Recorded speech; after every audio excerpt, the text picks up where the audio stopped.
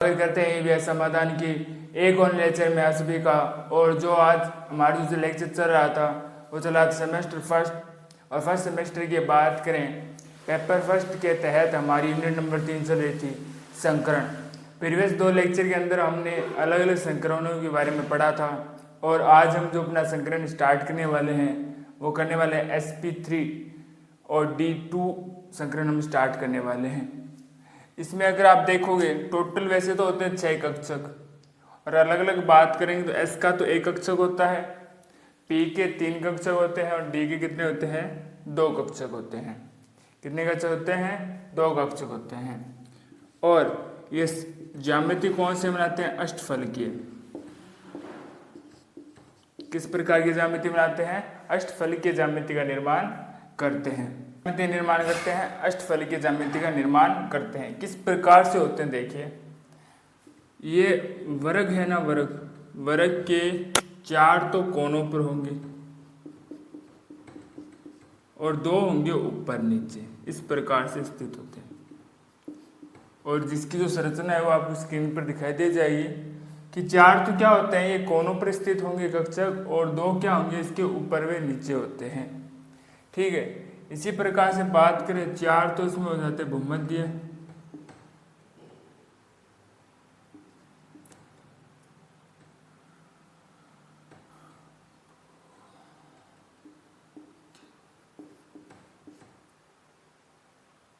दो क्या हो जाते हैं इसमें अक्षीय कक्ष, अक्षीय कक्ष।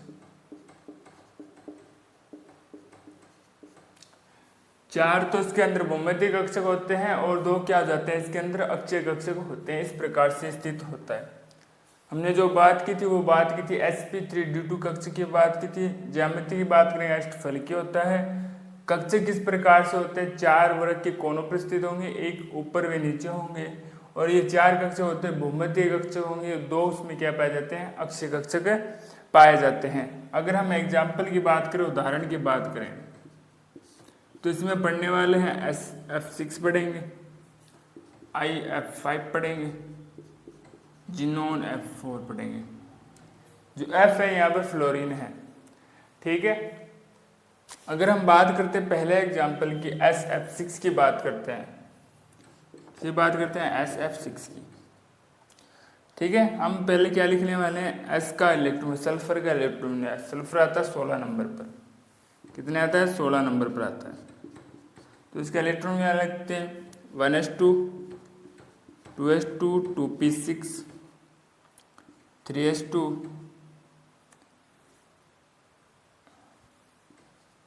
3p4। 16 हो चुके हैं, 10 और 4 16, और यहाँ पर आता है 3d। ठीक है, अब हम क्या करने वाले हैं, इसको उत्तेजित अवस्था में करने वाले हैं। ये सामान्य अवस्था, ये इसको स्टार से मैंने उत्तेजित अवस्था के रूप में दर्शा दिया है। ठीक है, इनको मैं कक्षा के रूप में लिखूँ तो किस प्रकार से लिखेंगे देखते हैं। अंतिम 3 को ही लिखते हैं, इनको 3s को लिख लेते हैं पहले, 3s, फिर हमारे पास क्या आता है 3p, फिर क्या आता है 3d, क्या आता है 3d आएगा। S के अंदर कितने आपको दिखाई दे रहे हैं 2 भर देते हैं। P की बात करें 4, पहले सभी में 1 भर दीजिए, 1 में फिर 2 भर देते हैं। D आपको पूर्णतः खाली है। ये सामान्य मैंने सल्फर की बात की है। जब उत्तेजित की अवस्था की आप बात करोगे,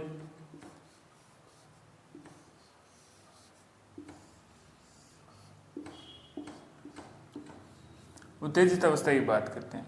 जब उत्तेजित अवस्था की बात करो, 1 इलेक्ट्रॉन इससे और 1 इलेक्ट्रॉन इससे निकल के किस में जाता है, D के अंदर चला जाता है।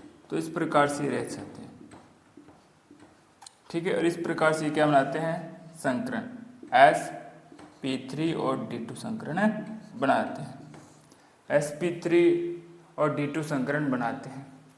और F और F के मध्य कोण का मान कितना होता है 90 डिग्री होता है। क्या होता है 90 डिग्री होता है। अब जो सल्फर की बात करें, इसके पास होते हैं 6 अयुग्मित इलेक्ट्रॉन, अयुग्मित इलेक्ट्रॉन। जो क्या करते हैं, अगर बात करोगे इसकी फ्लोरीन की हम पीजेड कक्षा की बात करें, किसकी बात करेंगे, पीजेड कक्षा की जब बात करोगे, ये सल्फर के 6 एकमित इलेक्ट्रॉनों के साथ क्या कर लेगा, अतिव्यापन कर लेगा। और ये अतिव्यापन क्या करके क्या बनाता है, 6 सिग्मा बंध बनाता है। क्या बनाता है, 6 सिग्मा बंध बनाएगा और संकरण क्या दिखाएगा, sp3d2 संकरण है दर्शाने वाला है। इसकी भी जो आकृति है वो आपको स्क्रीन पर दिख जाएगी, पॉज करके अच्छे से इसको नोट डाउन कर लेना। थोड़ा देख लेते किस प्रकार से होता है। सल्फर, ये एक F आपको यहाँ पर दिखाई दे जाएगा, एक F यहाँ पर,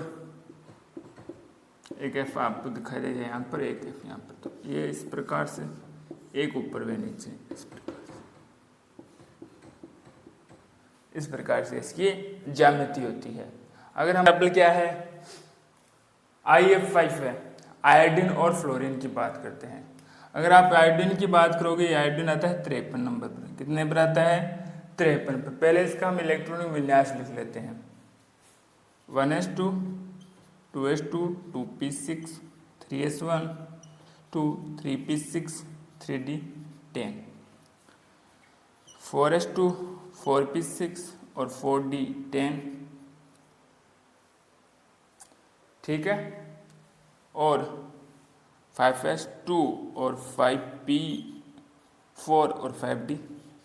अब देख लेते टोटल इलेक्ट्रॉन कितने होते हैं, 53 बनने आपके इसके अंदर हमने, ये टोटल हो रहे हैं 10 और 6 8 18 और यहाँ पर हो जाते हैं 28 और ये हो जाते हैं टोटल 30 की और बात करोगे 40 और ये हो जाते हैं टोटल 46 और 6 की बात करोगे हो जाते हैं टोटल 52 और ये क्या हो जाते हैं 53। तो इस प्रकार से क्या हो जाता है, इनका इलेक्ट्रॉनिक विन्यास हो जाता है, ठीक है। अब मैं इनको बस अंतिम को ही देखने वाला हूँ। अंतिम 3 मेरे पास कौन से हैं, 5s है, 5p है, इसी प्रकार से 5s को बना लेते हैं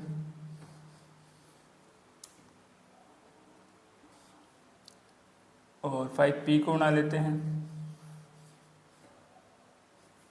और 5d को बना लेते हैं,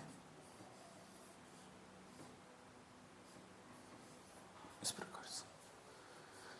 s के अंदर कितने इलेक्ट्रॉन दिखाई दे रहे हैं आपको, 2, p के अंदर 5, पहले सभी में एक भर लेते हैं, फिर इस प्रकार से भर लीजिए। d के अंदर खाली दिखाई दे रहा है आपको। ये अब मैं सिर्फ सामान्य I की बात करता हूँ। अगर मैं इसको उत्तेजित कर दूँ तो एक ही पता आपको, एक इलेक्ट्रॉन जाकर कहाँ जाएगा, यहाँ पर जाएगा, और एक के अंदर क्या रहेगा, देख लेते हैं एक बार इसको।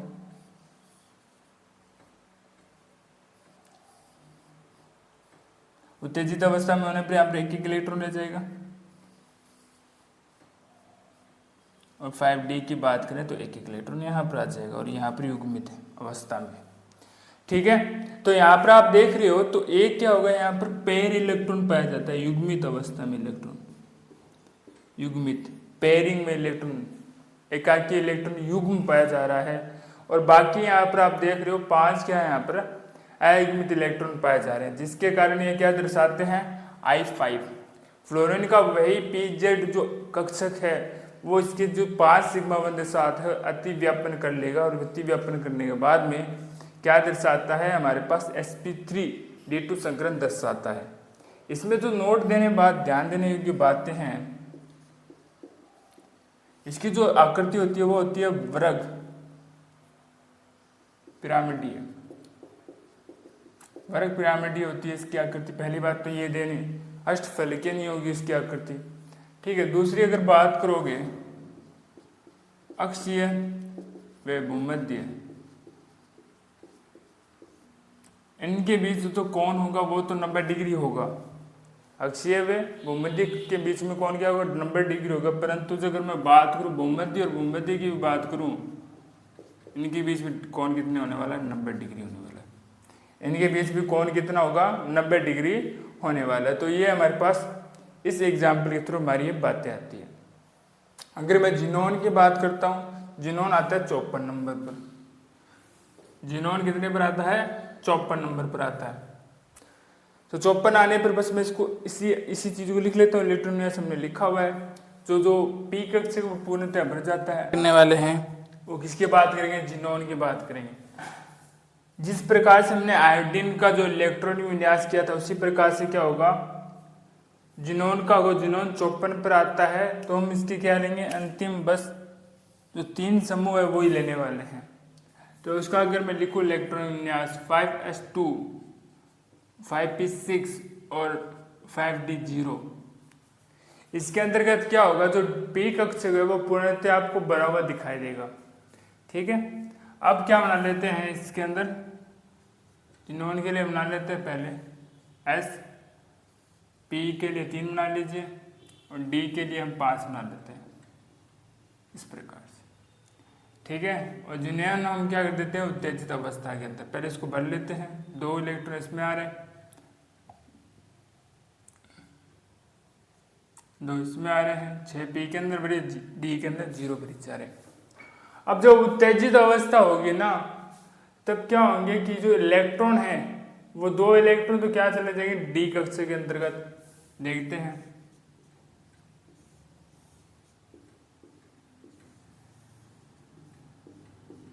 डी के अंदर 2 चले गए।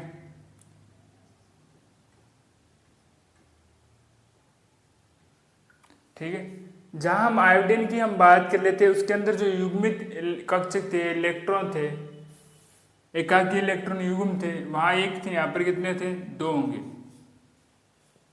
कितने होंगे, एकाकी इलेक्ट्रॉन युग्म कितने होंगे, 2 होंगे। ये जो 2 एकाकी इलेक्ट्रॉन युग्म हैं वो अक्षीय स्थिति पर रहते हैं। क्या पर रहते हैं, अक्षीय स्थिति पर। अक्षीय का जो कक्षक है वो जो कक्षक है वो कौन सी स्थिति में रहते हैं, अक्षीय स्थिति पर रहते हैं, जो एकाकी इलेक्ट्रॉन युग्म है। ठीक है, इनकी अगर ज्यामिति की आप बात करोगे, ज्यामिति होती है इनका वर्ग समतल्य। कैसी पाई जाती है, इनकी ज्यामिति वर्ग समतल्य पाई जाती है। इसके अलावा भी हम बात करें BrF4, ICl4, AlF6, PF6, Sb5 और जिनोन 0F4 की बात करो। इसी प्रकार से इनका हम अगर बात करेंगे संकरण की या जो ज्यामिति की, इस प्रकार से निकालने का प्रयास करते हैं। एक बार इनको पुनः देख लेते हैं। हमने जो स्टार्ट किया था वो किया था हमने sp3d2 से किया था। एस के इसके अंदर टोटल वैसे कक्षक देखोगे तो 6 है और एस का तो 1 कक्षक है। पी की बात करोगे 3 कक्षक है और डी के इसके अंदर 2 कक्षक है। आकृति इसकी थी अष्टफलकीय थी। कैसी आकृति थी, अष्टफलकीय। जो वर्गाकार हम वर्ग बनाते हैं उसके 4 तो कोने पर होंगे और 2 क्या होंगे, इसके ऊपर और नीचे। SF6 की बात कर लीजिए तो इसके अंदर S है वो आता है सल्फर, जो 16 के नंबर पर आता है। इलेक्ट्रॉन विन्यास देखते हैं, सामान्य स्थिति के अंदर देखोगे तो 3p के अंदर कितने आते हैं, 5 इलेक्ट्रॉन आते हैं। और उत्तेजित करने के बाद में से एक तो S से और एक P के अंदर जो PX है उसमें जो युग्मित है उसमें से एक इलेक्ट्रॉन क्या हो जाता है, S व P में से किस में चला जाता है, 3D के अंदर। और ये संकरण कैसा होता है, sp3d2 होता है। ठीक है, और इनके मध्य जो कोण देखोगे FSF के मध्य वो होता है 90 डिग्री का। ठीक है, और इसके अंदर क्या होता है, जो अब इस स्थिति में देखोगे 6 अयुग्मित इलेक्ट्रॉन है। जो अयुग्मित इलेक्ट्रॉन है वो क्या करेंगे, जो F फ्लोरीन है उसका जो pz कक्षक है उसके साथ अति व्यापन करके जो 6 सिग्मा बंध के साथ ये क्या संकरण है दिखाते हैं sp3d2 के रूप में। अब आयोडीन की बात करोगे, आयोडीन आता 53 नंबर पर और हमने इलेक्ट्रॉन विन्यास लिख लिया है। इसके अंतिम देखोगे 5s, 5p और 5d को देखते हैं। 5s के अंदर 2 इलेक्ट्रॉन जबकि 5p के अंदर 5 इलेक्ट्रॉन आते हैं और d रहता है खाली। उत्तेजित करवा दिया जाएगा तो p में से जो युग्मित इलेक्ट्रॉन है वो एक एक इलेक्ट्रॉन किसमें चले जाते हैं, 5d के अंदर चले जाते हैं। संकरण कैसा प्राप्त होता है, हमें sp3d2 प्राप्त होता है। इसके अंदर एक क्या होता है, एकाकी इलेक्ट्रॉन युग्म रहता है। इस स्थिति के कारण इसमें क्या होता है, जो अक्षीय और भूमध्य के मध्य तो 90 डिग्री कोण बनता है, इसके अलावा भूमध्य के मध्य भी 90 डिग्री का कोण बनता है। इसमें जो 5 एक जो अनियमित इलेक्ट्रॉन रह गए हैं वो किसके साथ, जो F बचा हुआ है उसके साथ सिग्मा बंध के साथ जुड़कर अतिव्यापन करके sp3d2 संकरण दर्शाते हैं। हमारा जो तीसरा था वो था जिनोन था। जिनोन भी 54 पर आता है। इसके अंदर 5s2 5p6 और 5d खाली रहता है। जो p की अगर बात करो 5p के अंदर दो एकाकी इलेक्ट्रॉन युग्म है, वो एक एक इलेक्ट्रॉन का ध्यान करके 5d के अंदर चले जाते हैं। इसके कारण इसके अंदर सिर्फ केवल 2 एकाकी इलेक्ट्रॉन युग्म रहेंगे जो क्या होते हैं, अक्षीय स्थिति पर आपको दिखाई देते हैं। ठीक है, और इसकी जो आकृति की बात करोगे वर्ष समतुल्य होती है, जबकि आयोडीन की अगर आयोडीन F5 की बात करोगे इसकी आकृति होती है वर्गाकार पिरामिडीय होती है। इसके अलावा भी आप देखोगे तो ये इसके कुछ और उदाहरण हैं। तो एक बार इतना आप नोट डाउन कीजिए, फिर हम अंतिम और आखिरी sp3dt3 के बारे में बात करने वाले हैं।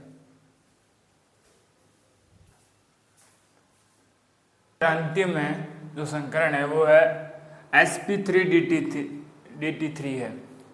जो sp3dt3 है, अगर इसकी बात करें टोटल इसमें जो आपको कक्षे दिखाई दे रहे होंगे, टोटल 7 कक्षे दिखाई दे रहे होंगे।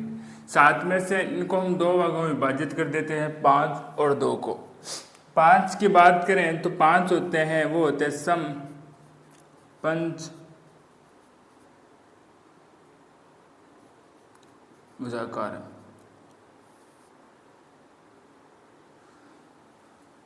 पांच होते हैं सम पंच भुजाकार होते हैं और जो क्या होते हैं 172 डिग्री तल पर स्थित होते हैं, और जो बाकी 2 बच्चे वो होते हैं 90 डिग्री पर, 90 डिग्री ऊपर व नीचे होते हैं। इनको मैंने 2 भागों में 7 कक्षों में विभाजित कर दिया है। 5 तो होते हैं सम पंच भुजाकार होते हैं, और जब बात करें 2 वो होते हैं 90 डिग्री पे, ये 72 डिग्री तल पर स्थित होते हैं। अगर इनको साथ में पढ़ा जाए, इनको पढ़ा जाता है पंचभुज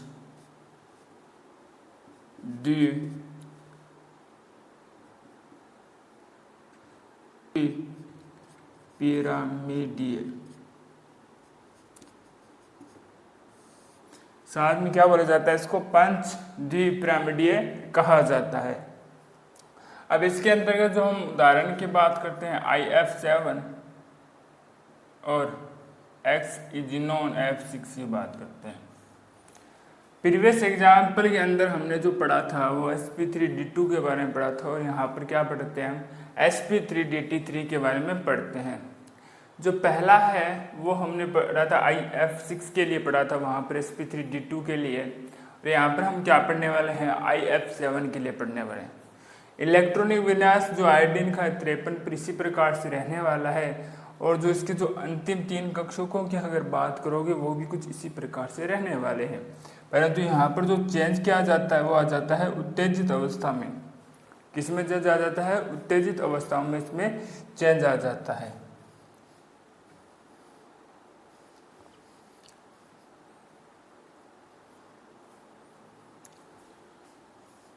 इसी प्रकार से हम 5 बना लेते हैं।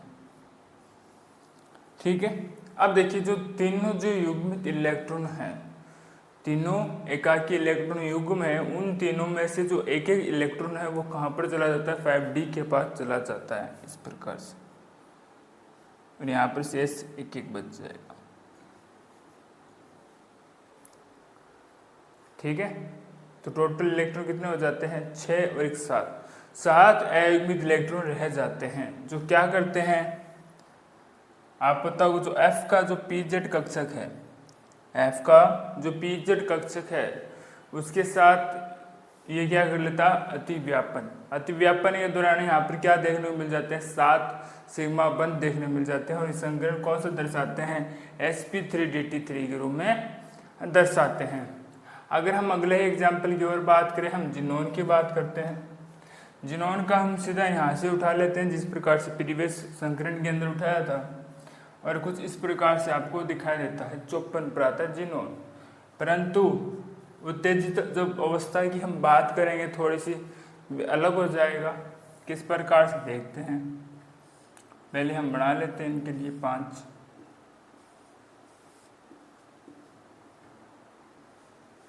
इस प्रकार से अब क्या होता है, जो एस कक्षक है वो वैसे ही रहता है, जबकि जो पी कक्षक है वो उसके जो इलेक्ट्रॉन है वो किसके पास चले जाते हैं, डी के पास चले जाते हैं। इस प्रकार से, और इसमें आपको दिखाई दे रहा होगा कि एक एकाकी इलेक्ट्रॉन युग्म रहता है जो कहाँ पर रहेगा, मध्य अक्ष में स्थित रहेगा। ठीक है, और बात करें तो शेष जो बचे हुए हैं वो पी जेड एफ फ्लोरीन की बात करें, उसकी पी जेड कक्षा के साथ क्या कर लेते हैं, अतिव्यापन करके क्या बना लेते हैं, sp3dt3 क्या बना लेते हैं, संकरण का निर्माण कर लेते हैं। एक बार इसको पुनः देख लेते हैं।